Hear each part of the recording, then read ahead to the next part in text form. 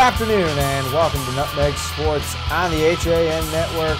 Monday, January 15th, and a happy Martin Luther King Day to all of those with us. Frank Granito alongside Kevin Coleman in studio, as we've got plenty to cover today, including a big doubleheader from this past Saturday at the Darien Ice House. Two of the top 5 teams in boys hockey falling.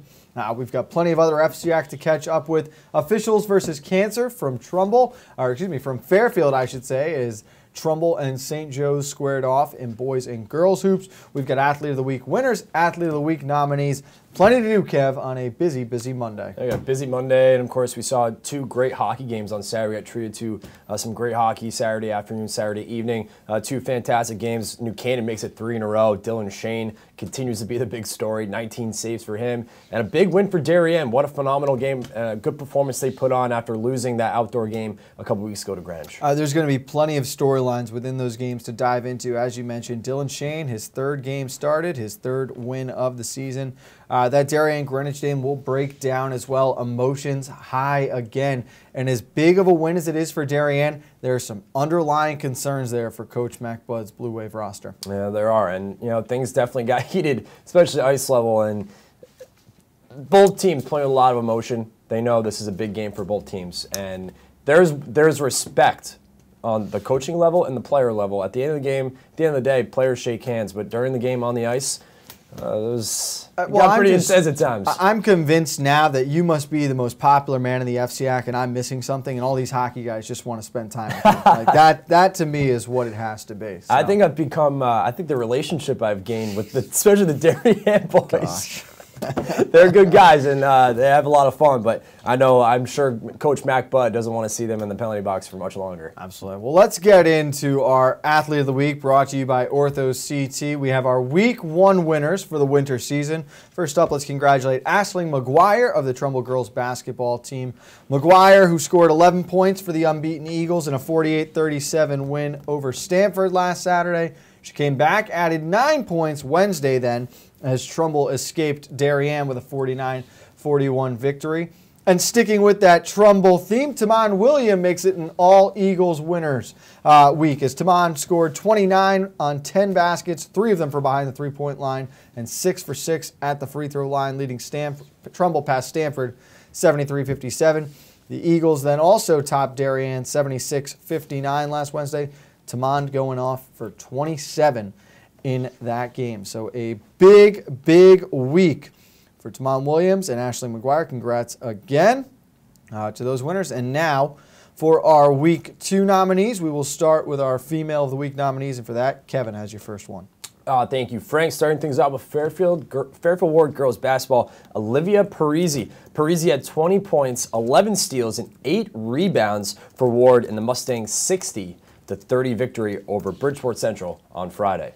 All right, our first male nominee is from Fairfield Ward as well. Sean Conway scoring 29 points, 14 of them in the 4th quarter, in Ward's 60-53 victory over Bridgeport Central. Conway also scored 27 points in an 83-63 win over St. Joe's on Tuesday. Yeah. Going to girls hockey, SWS girls ice hockey, Jessica Shue. Shue scored 3 goals and had an assist in Stanford West Hill Staples Trinity Catholic's 8-2 victory over Wilton Norwalk McMahon on Wednesday, which was on the HAN Network. But Frank, who you got next? I'm going to stick with hockey. Let's go to New Canaan. Dylan Shane, the junior goaltender, in his first week as a varsity starter, the junior guiding the Rams to a perfect 3-0 record, including his first career shutout on Wednesday. Shane and New Canaan picked up their first win of the season, 4-2 over West Hill Stanford on Monday.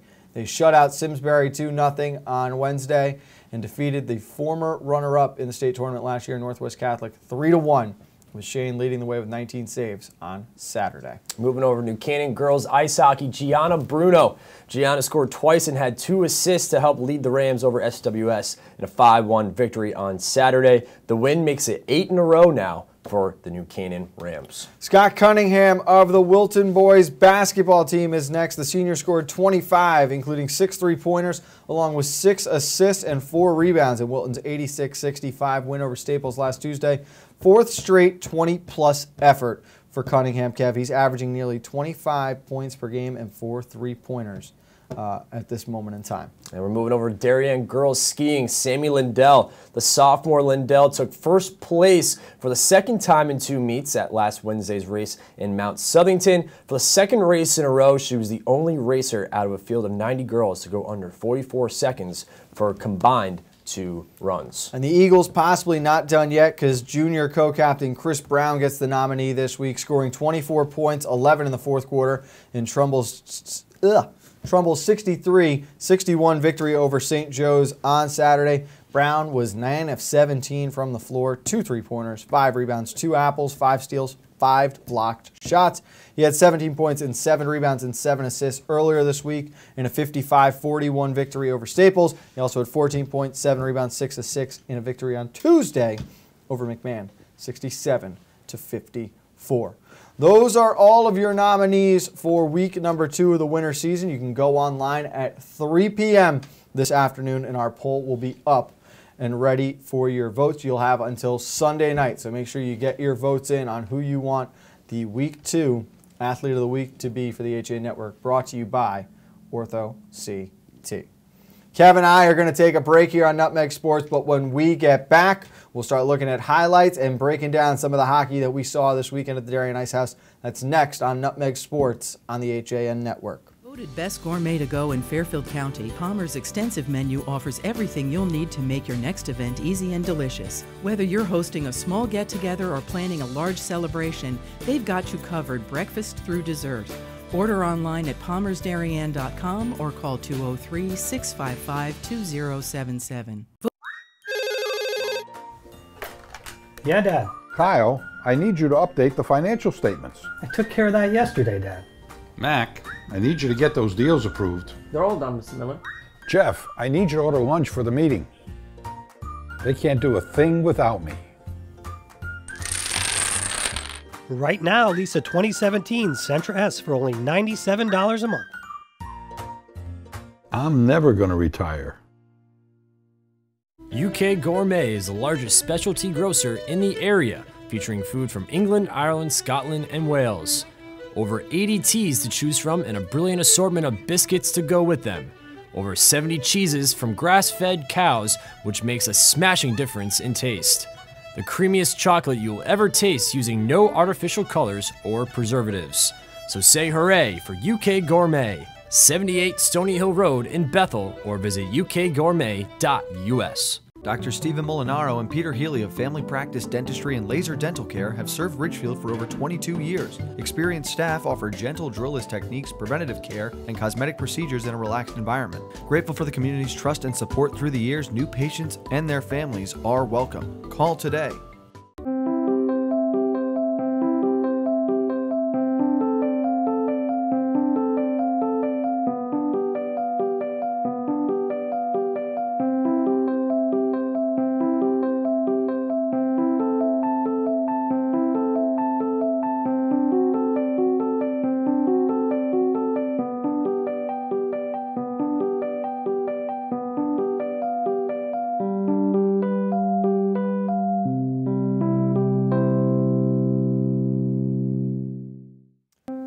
Back on the HAN Network, Nutmeg Sports with Frank Granito and Kevin Coleman as we are looking back on our coverage of the hockey doubleheader this weekend at the Darien Ice House. We'll start with the nightcap, the Darien Blue Wave hosting the number 5 ranked team in the state, Kev, the Greenwich Cardinals. They were previously undefeated.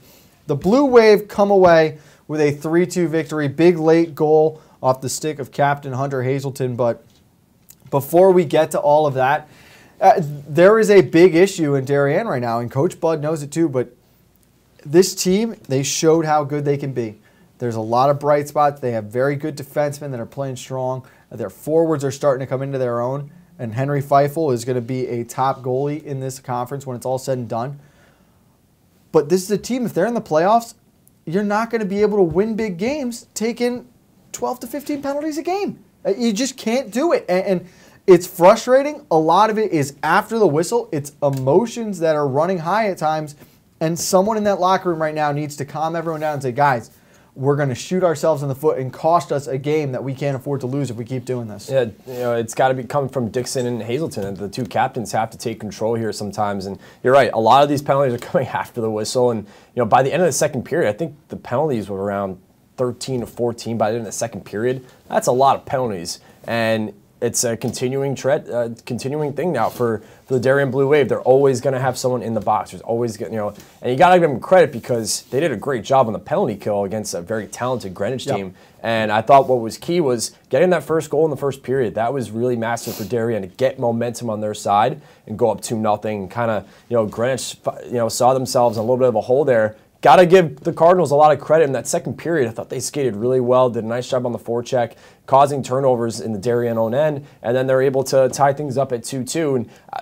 it was a good battle there at the end of the second period and all the way throughout the third period. And you got to give Feifel a lot of credit. He made some great saves in those final 3 minutes, especially that last minute too. A lot of traffic in front of the net. Those final 60 seconds or so. And a big goal by Hunter Hazelton. The guy plays with a lot of chip, big chip on his shoulder. A good guy, a good defenseman, and it's a good win for Darien. I think that boosts their confidence. But again, when is the message going to be sent that they have to stop being in the penalty box? Now they're not the only culprits in this game because Greenwich was equally as just loose with the rules after the whistle. And honestly, at the end of the day, the Cardinals may have had more penalties, total penalties. Penalty minutes is going to go against Darien because of the Max Sharp major for boarding there. And great kid. Max Sharp is a very good hockey player. That's just a play right there. Emotions got the better of him. There's no room for that in the game of hockey, and we'll leave it at that. That's all there is to it. Don't need to touch upon it again. Mm-hmm. But that's a game where Darien probably could have been up 3-4-0 by the end of that second period with the way they played in the first if they don't get into it after the whistle with Greenwich as much as they did. And the Cardinals players were not that much better. We saw Nick Pelletier-Martinelli take a bad penalty after the whistle, which he's not used to doing. Matt Bogger almost got ejected at one point in time for slamming his stick after taking another emotional penalty. I get it. It's a rivalry, all right? And these are two teams that it was very physical. They compete hard against each other. But it was borderline just anarchy at periods of time in that game after the whistle. I know, I completely agree with you, and I'm sure both coaching staffs will look back at the tape and agree too. I think at times both coaches weren't happy with what they were seeing on the ice, but the Matt Bogger incident when he slammed his stick, you could tell Coach Rurik was not pleased with him. No, and coach would be. It's not the first time that Bogger has had some words or extra emotions he's wanted to express in front of the officials. Listen. Neither team is innocent. Neither team is guilty. We're pointing out facts here. Both these teams really needed to reel it in, and it's a shame because it overshadows, again, what was a great hockey game. Right. Similar to what we saw in that outdoor game in times where it just got too sloppy. Let's look at the highlights from Saturday's Blue Wave win, and we'll continue to break it down after this. Couple more checks thrown here. Colombo. Couldn't win that race. Sharp with it. Out for Gregory. Lets the wrister go. He scores! Credit that goal to Stein there, keeping that puck in. He had a goal back in the outdoor game from the point, and the junior defenseman tallies another as Gregory breaks through, and it's a 1-0 Blue Wave lead. All right, so we are back underway. Now it is a 5-on-4 power play for the Blue Wave. 3:30 to go in the period. 1:15 on this power play. As Hathaway to the slot, McCorney shoots, he scores!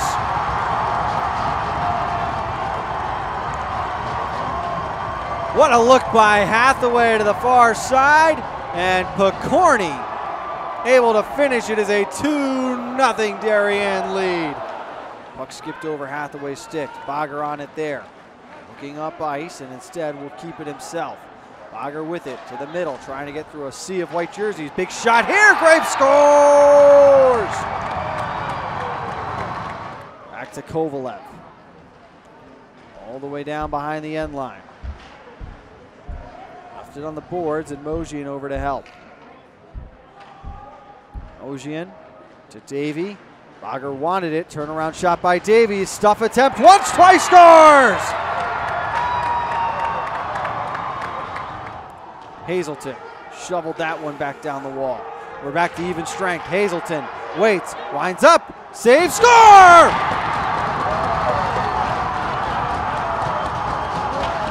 I'll give a lot of credit to William Johnston there for just making things happen out in front of the net there.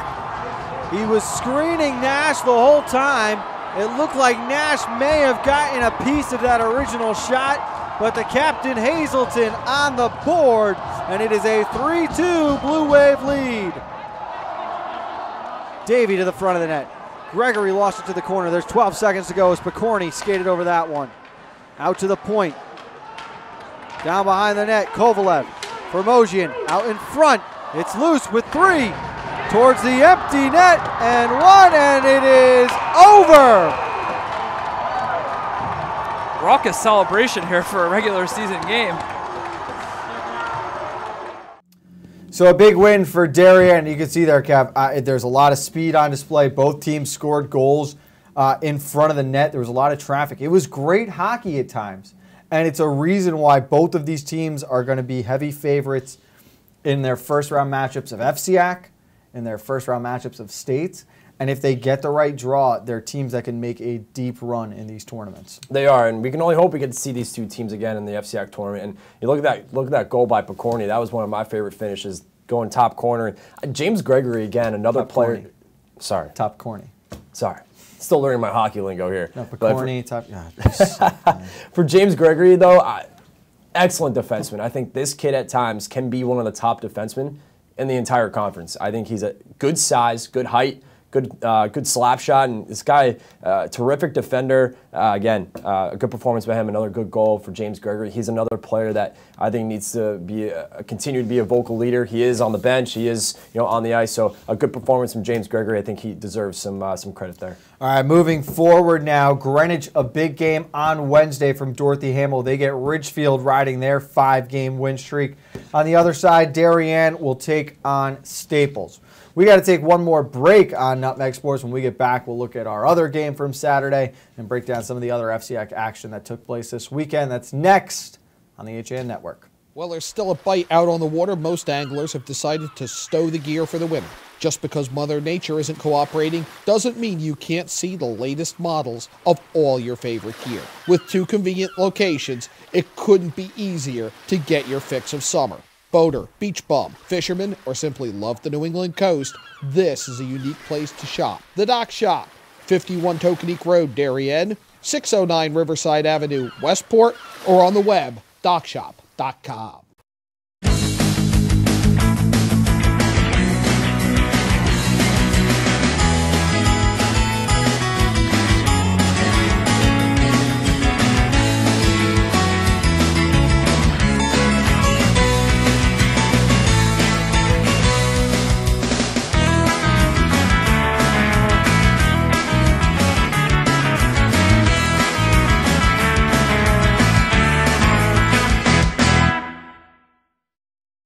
At Rings End, we say it's time to re-love your home.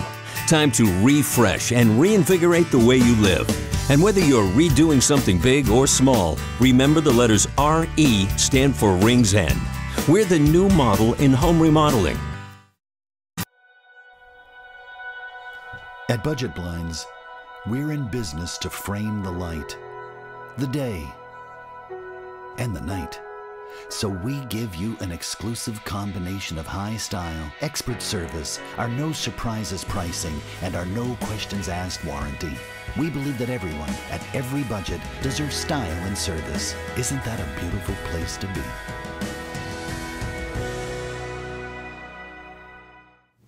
Welcome back to Nutmeg Sports. It is Monday, January 15th on the HAN Network. Frank Granito with Kevin Coleman. Looking back on our weekend of hockey action here.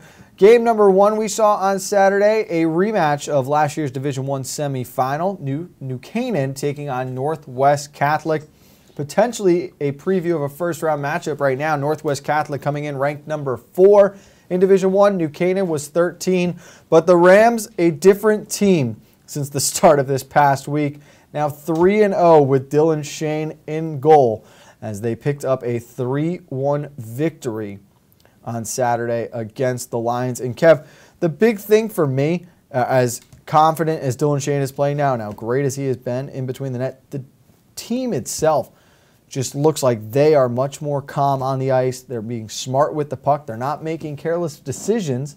Less turnovers equals less goals against, and they're starting to get some depth scoring. Chase Glover, the captain, scoring as well. Jack O'Hara, big goal. So things are starting to fall into place here for the Rams. No, they are, and the one thing that I'm glad you mentioned is the turnovers on their own end, I think. And then speaking of Coach Clark Jones, he mentioned how he's happy to see that the turnovers on their own end has stopped these last 3 wins. And you know what? Maybe this Dylan Shane move is a little bit of a rallying cry as well. This motivates the team, gets the team a little bit more loose in the locker room and a lot more comfortable on the ice. And you're seeing that. They're skating. It's just a different feel when the Rams are on the ice now, especially what I saw on Saturday against one of the top teams. You know, you mentioned Northwest Catholic, a very strong team here in Connecticut hockey. And they went out. I thought they were the much better team. They skated hard, you know, getting good pressure on Northwest Catholic skaters. Again, another great performance. And Dylan Shane, out of those 19 saves, a good amount of those were some unbelievable saves that, you know, you kind of eye-opening as well. So a good performance from New Canaan. You know, this is a different team now. What if, this is a team that if they get into the FCIAC tournament, maybe in the state tournament, this could be a very scary team to face up against in that early round matchup. Let's look at the highlights, and then we'll continue to look forward on New Canaan's season as they took down the Lions 3-1 on Saturday. Looking up ahead, there was contact in the neutral zone. No call, though, as they play on. McMahon dancing down the sideboards. Goes behind the net. Here's Bennett Ong with a shot. It's loose in front. Poked at and scores! Arnone on the doorstep was able to convert. They party in front of the student section, and it's 1-0 Rams. Tremendous work there by New Canaan. They earned that goal. It's Esposito with it. Towards the front, deflected, race to the half wall. And able to control was Macari. Behind the net, Horn. Out in front. Horn, the quick shot and scores! Northwest Catholic today.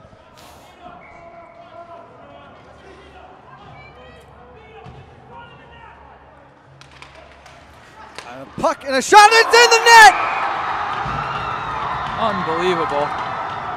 Oh my goodness! Exactly how you had to draw it up. 3.6 seconds remaining when they dropped the puck, and it just squeaked through the legs of Khalif with half a second now remaining on the clock. Trailing the play is Horn. That's Melanson behind the net. Ives muscling him off it. Kerr got it up to Augustine. Far side, it's Glover in on the break. He's got the empty net in front of him. The captain shoots, he scores. It's 3-1 Rams. Big win for the Rams. And as we mentioned, Kev, they're starting to piece things together. 3 wins in a row. They've got a big game today up at Xavier, but if they're smart with the puck, they don't try to skate outside of themselves. They give themselves a great chance. In a lot of their games moving forward, before the end of the month, they're going to see Greenwich, Notre Dame of Fairfield, and Ridgefield again. I think those will be real big tests for them to see where they stack up compared to what we saw those first few weeks of the season. Yeah, I want to see how they match up against Greenwich. And, of course, the big game today against Xavier, I think, if they continue to play the way they do, this is a good opportunity for New Canaan this afternoon. I think that if they get a win against Xavier, make it 4 in a row, you get that confidence just continues to grow. And you're right, that game against Greenwich, I'm curious, just as much as I'm curious about Wednesday, to see how Ridgefield matches up with Greenwich, and Greenwich coming off the loss, want to see how they respond. So big games coming up in FCIAC hockey these next couple of weeks, and New Canaan is definitely going to be a big story in these next couple of weeks as well. Speaking of big hockey games, a big rivalry game taking place this past week, and unfortunately, our director Steve Gutman's prediction of a clean Trumbull sweep on the weekend fell short after St. Joe's defeating Trumbull 3-1 in boys hockey. Big story in this game, Chris Higgins, 51 saves for the Cadets as they roll to that 3-1 victory. That's a big win for St. Joe's too, who had been struggling a little bit early on. Those are games outside of Division I. They need to find ways to win, and they did well there to do so, Kev. They did. Higgins, 51 saves. Great performance by him. That's a big win for St. Joe's. Obviously a little bit of a slow start for the Cadets, but to see them bounce back in a big way like that against a rival is big for this program. Don't worry, Trumbull was able to get the victory in boys hoop, 63-61. We mentioned Chris Brown, that big game in the officials versus cancer matchup. The girls squad also getting the victory, 49-32 in their matchup. New Canaan with a win over RHAM, 52-45. Excuse me, Ram, not John Rahm the golfer, Mike. And then also, I think this is an impressive win. Ridgefield 5-1 over Glastonbury in boys hockey. The Tigers, 5 wins in a row now, continuing to play well since that tough loss to Prep on opening night, Kev. Frankly, I'm surprised. I didn't, being at that game against Prep to start the year, wasn't sure what to expect after that loss. But big win for the Tigers. Want to see how they respond on Wednesday against a big game against Greenwich. Staples staying hot in boys hockey as well. They had a 6-1 win over Norwalk McMahon. That's going to do it for Nutmeg Sports today, Kev. But we want everyone to stay tuned with us through the early part of tomorrow. We're supposed to be at Ridgefield High tomorrow night for girls basketball when the Tigers host the Greenwich Cardinals. Obviously, with impending weather, that game potentially going to be postponed or moved. Make sure you're following along on all of our sites. Follow Nutmeg Sports and HA Network at Twitter. We'll keep you up to date on everything you need to know. And of course, Kate Plenty's back, 11 a.m. coffee break right here on the HA Network. For Kevin Coleman, I'm Frank Granito. That's going to do it for Nutmeg Sports. We'll see you tomorrow.